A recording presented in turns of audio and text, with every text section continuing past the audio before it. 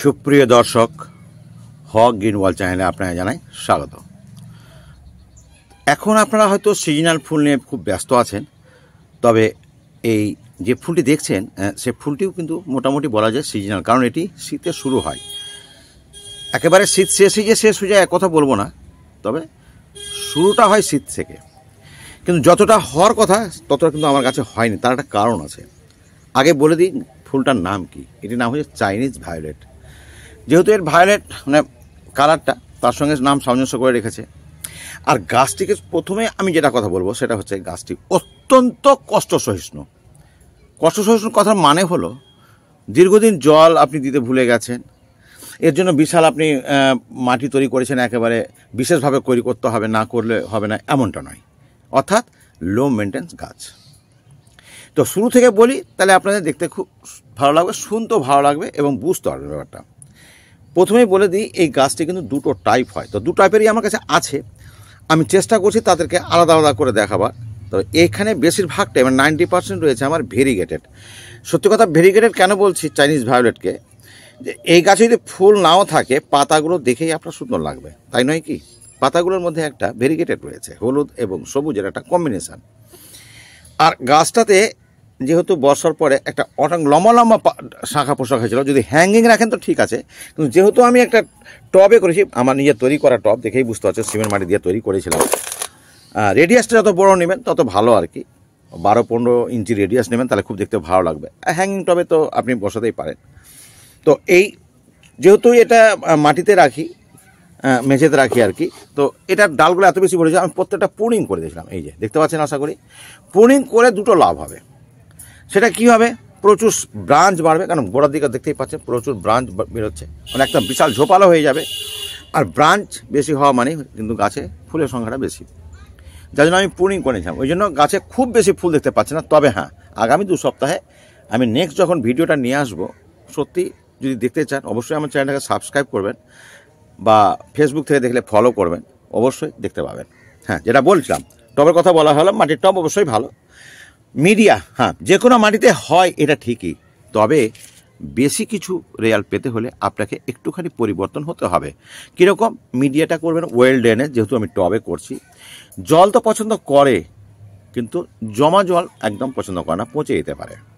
দ্বিতীয় কথা হচ্ছে খাবারের খুব একটা রিকোয়ার্ড হয় না, যার জন্য আপনি মাটি, বালি, কম্পোস্ট বা গোবর সার আর সামান্য একটু কোকোপিট দিয়ে বসে দেবেন।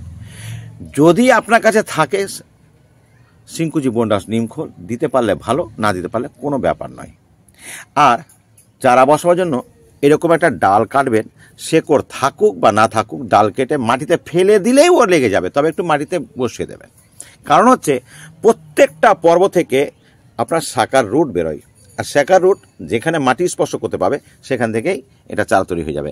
একটি ডাল বসাবেন, দেখবেন 1 বছর হতে হতে আপনার পুরো ছেয়ে যাবে। তাহলে বোঝা গেল এর বংশ বিস্তারের ব্যাপারটা। রোগ পোকা খুব একটা হয় না, তবে আমি কখনো দেখেছি এতে ছত্রাকের আক্রমণ হয়। কাজেই আপনি সুস্থ গাছে নিম অয়েল দিয়ে দেবেন মাসে 1 বার বা 15 দিনে 1 বার, যখন অন্য গাছে দেবেন একটু দিয়ে দেবেন। ফুল সাধারণত শীতকালে বেশি ফুল হয়, অন্য সময় হয় তবে কম হয়। আমি বলছি না যে অন্য সময় হয় না। আচ্ছা, এবার ফুল আসার জন্য কিন্তু প্রত্যেকটা জায়গাতে একেবারে তৈরি হয়ে আছে আমার গাছ। এই যে দেখতে পাচ্ছেন, যে মুখটা যখন কালো হয়ে যায় তখন ফুলটা আসার জন্য তৈরি হয়ে যায়। এই দেখতে পাচ্ছেন, আশা করি এই যে প্রচুর আছে। তো একে যতটা আছে তার থেকেও বেশি যদি নিয়ে আসতে হয়, তাহলে আপনাকে একটুখানি বাইরে থেকে খাবার দিতে হবে। আমি বলেছি যে কোনো খাবার লাগে না, কিন্তু যখন আপনি নির্দিষ্ট অল্প সীমিত মাটিতে করবেন তো একটু খাবার তো দিতেই হবে, তাহলে আপনি ভালো রেজাল্ট পাবেন। আর যদি মনে করেন না প্রকৃতির নিয়মে যেটুকু হবে সেটুকুই সন্তুষ্ট, তাহলে খাবার দিতে দেবেন না, শুধু জল দিয়ে রাখুন, কোনো ব্যাপার নয়। হ্যাঁ, ফুল ফোটার আগে পর্যন্ত আপনি খোল জল দিতেই পারেন, কিন্তু ফুল যখন শুরু হবে তখন আর নাইট্রোজেন আছে এরকম কোনো খাবার দেবে না, কারণ গাছের বৃদ্ধি খুব বেশি হয়। কাজে বৃদ্ধিটাকে থামাতে হবে। বৃদ্ধিকে যদি থামাতে না পারেন তাহলে গাছে কিন্তু প্রচুর ফুল পাবো না। তো বৃদ্ধি থামাতে গেলে আপনাকে নাইট্রোজেনটা বন্ধ করতে হবে, মানে খোল জালটাও দেওয়া চলবে না। সিংকুচি তো অবশ্যই নয়, গোবর সারও দেবেন না, কারণ ওতেও কিন্তু নাইট্রোজেন 3.5% রয়েছে। এতেও আপনার খোল জলেও কিন্তু নাইট্রোজেন রয়েছে। তো আমরা কে দিব তাহলে? হ্যাঁ, আমরা দিতে পারি কী জিনিস সেটা নিয়ে আমরা আপনাদের আলোচনা করবো। তার আগে আমরা এই যে বললাম ভেরিগেটেড 2 রকম হয়। নন ভেরিগেটেড আমার কাছে 2-1টি পাতা আছে, বা 2-1টি শাখা আমার এখানেও আছে। দেখুন এই যে এইটা হচ্ছে নন ভেরিগেটেড। এখন প্রশ্ন হতে পারে ফুল কি আলাদা হয়? না, ফুল কিন্তু আলাদা হয় না। এই দেখতে পাচ্ছেন এই গাছটা, চলুন একটু দেখে নেওয়া যাক। অন্য একটা টবে আছে নন ভেরিগেটেড। এই যে বন্ধুরা, এইটা হচ্ছে নন ভেরিগেটেড, দেখতেই পাচ্ছেন।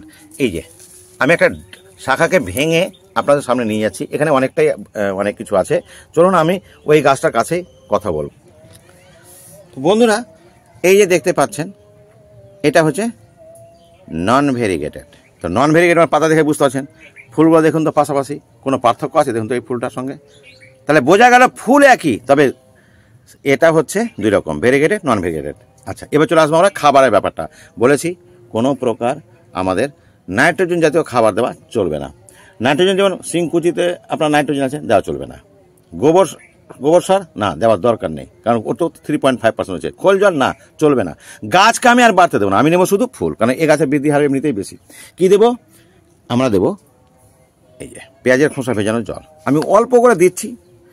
এটা ওপর থেকে দিলেও পাতা জ্বলবে না, পুরো না, কারণ এটা হচ্ছে আপনার জৈবিক খাবার। এটা দিলাম।